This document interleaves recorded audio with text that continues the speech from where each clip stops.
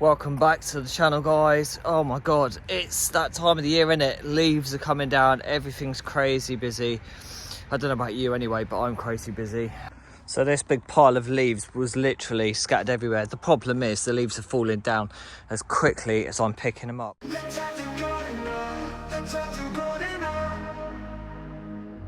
It's time to clean, it's time to work. Blitz, the gardens, just get to work.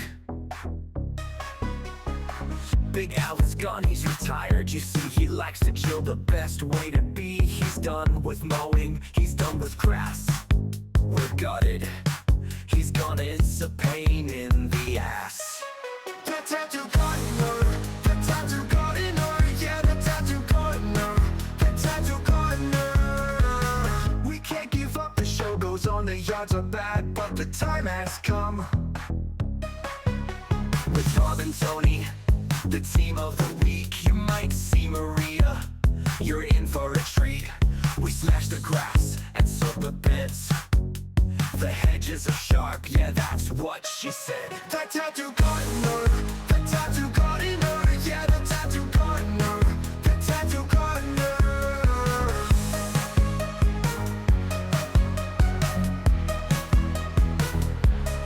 So please subscribe to the YouTube channel. We love you, all your legends and more, yo.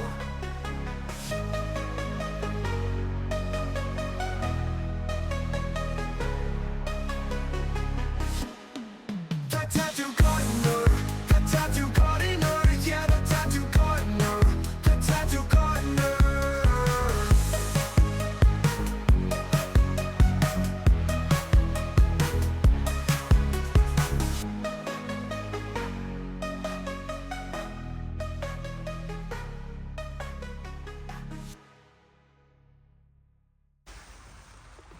Literally, these grabbers are a godsend. One thing I would say to anyone who's like a new gardener and this is your first autumn and winter and you're leaf clearing for the first time, make sure you've got two things: a good rake, a pair of leaf grabbers, not those big plastic hands that you have to bend over because you're going to do your back. What you want is these, because you've got to look at my back, straight back. Also, look how much quicker I can clear leaves, and I'm not bending over to the floor to pick them up. Now these ones are a little bit old, they're Draper grabbers, but they're a little bit old, but leaf grabbers in general are way better.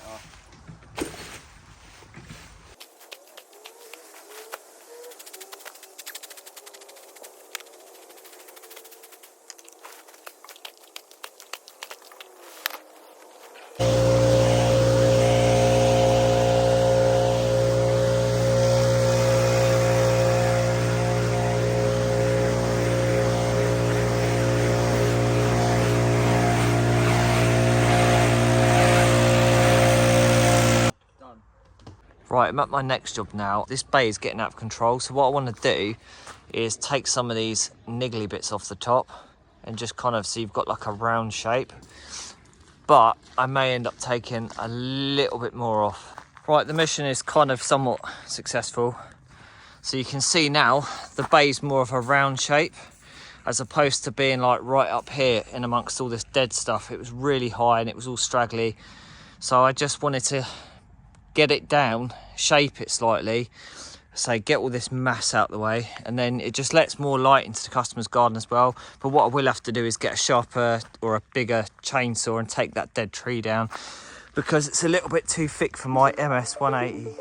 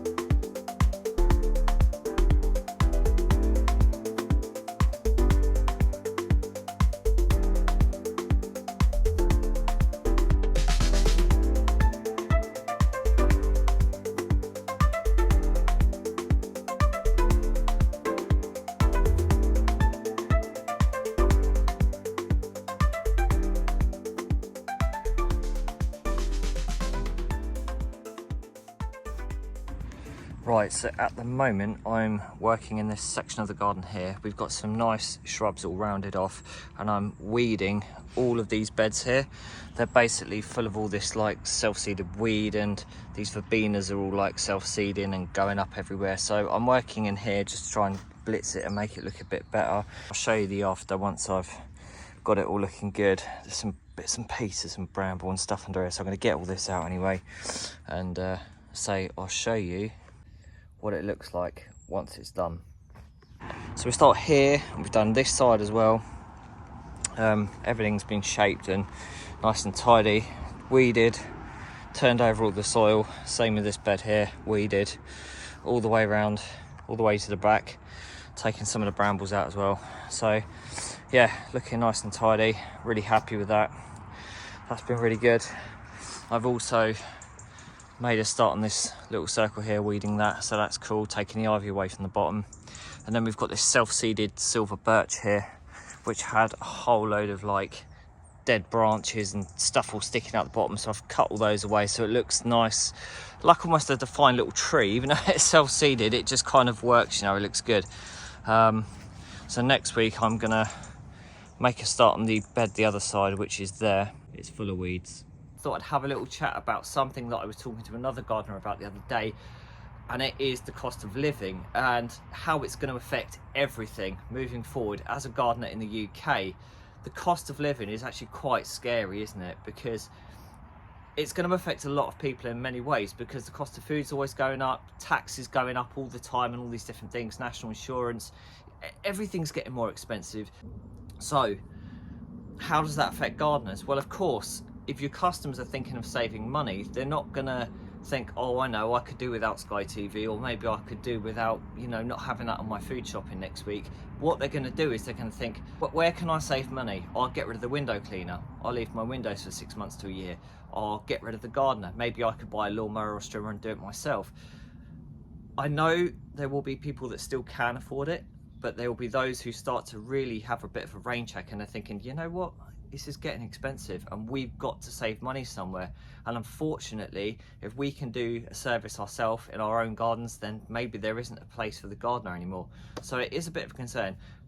Don't stress about it though, gardeners, because I'm sure there will always be work out there for us. I'm just saying there will be a time where if things carry on the way they're going, people are going to start watching the pennies. And I think that the window cleaners, you know, the house cleaners, the gardeners, you know, we're the ones that are going to be hit first, you know, because we're not a necessity, we're more of a luxury. So that brings me on to my next point with the cost of living and everything. Now, if everything's getting more expensive and people start watching the pennies, how's that going to affect you pricing your work? Because at the minute, we obviously charge what we do because we need to cover our overheads and our running costs and whatnot. But at the same time, if people are going to start watching the pennies, they're not going to want to pay our prices. And I know we can all say, yeah, well, they've got a choice. They can either pay it or they can do one. But at the same time, if everybody has that same mindset, if we're going to save the money, we can't do it, there will come a point where as a gardener or a tradesman, we're going to have to start changing the way we price. We are going to have no choice but to bring our prices down a little bit and negotiate, because without negotiation, it could be the difference between you getting a job and not getting a job. And ordinarily, I've always said, you know, stick to your guns and, you know, your price is your price and everything. But there will come a point where if everyone just gets rid of you because they can't afford you, in order for you to have some form of income, you're going to have to lower your prices. You're going to have to think a little bit more tactically and make sure that you get your pricing just right. Whether it be hourly rate or set price, I just think you're going to have to potentially change the way you do things, especially if everyone's feeling the pinch from taxes going up, national insurance going up, energy bills going up, food going up. It affects everyone. We're going to be affected, they're going to be affected. If it means you having a business and being able to go out there and work every day by reducing your prices, or sticking to your guns to go, no, that's my price, that's it, take it or leave it. Well, the ones that have that take it or leave it attitude are the ones that are going to end up losing more work and more income. The ones that are willing to be a little bit more flexible and go, look, it's not really what I want, but I can maybe knock £2 off there. I'm not saying you take like 20 quid off a job or 30 quid off a job or whatever. What I'm saying is a couple of quid here and there, that will make a difference to the customer. They might go, okay, well, it's a couple of quid off, we'll take it, you know, we'll keep you going, we'll keep you employed, we'll keep giving you work. I just think we've got to be so careful about how we approach things moving forward. I know we've got to try and cover our overheads, and I know we've got to try and make profit, but at the same time you don't want to find yourself in a position where the customers are saying, look, we can't afford it, we'll do it ourselves, and then you're out of work and then it's a complete disaster. So maybe start thinking tactically about, am I too expensive? Can I get away with doing this? Can I get away with doing that? If you can get away with saving a couple of quid on each job, it could be the difference between you having work and not having work. Just my thought anyway. I don't know. Let me know in the comments what you think. So a friend of mine came to me the other day and he says, I want to start a business. I want to be successful. I want to do this. And I said to him, whoa. What you need to do is be sensible. What you got to do, cover your outgoings, cover your bills, your basics. Don't be aiming for the stars. Why?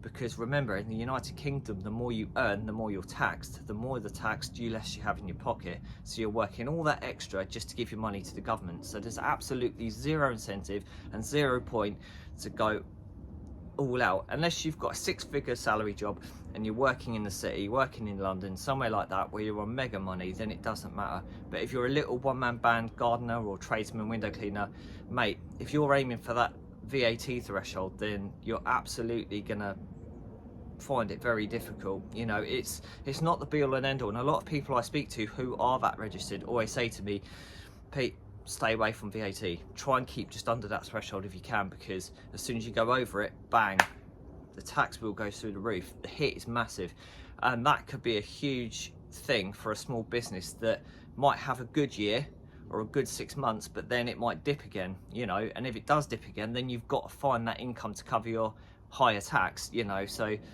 being VAT registered isn't always the be all and end all. Don't always aim really massive and think you're going to make it. Have a realistic goal, a realistic target. If you can stay under the VAT, then happy days. Earn enough that you pay your bills, cover your overheads, make a little bit of profit so that you can have a good life, because you don't want to be working your balls off just to give it all to the tax man. It's really not worth it, is it, guys? And as you can see, it's now pitch black and I'm still in the work van. Just had the van cleaned before it got dark. It's looking well snaz. Right, it's pitch black. I'm going in. It's Halloween night and I'm hungry and I want dinner. If you're new to the channel, please subscribe. If you like the video, give it a big fat thumbs up. And if you can agree to anything or got any comments about what I was talking about earlier, then get in the comments below and let me know. Right, see you on the next one. Peace.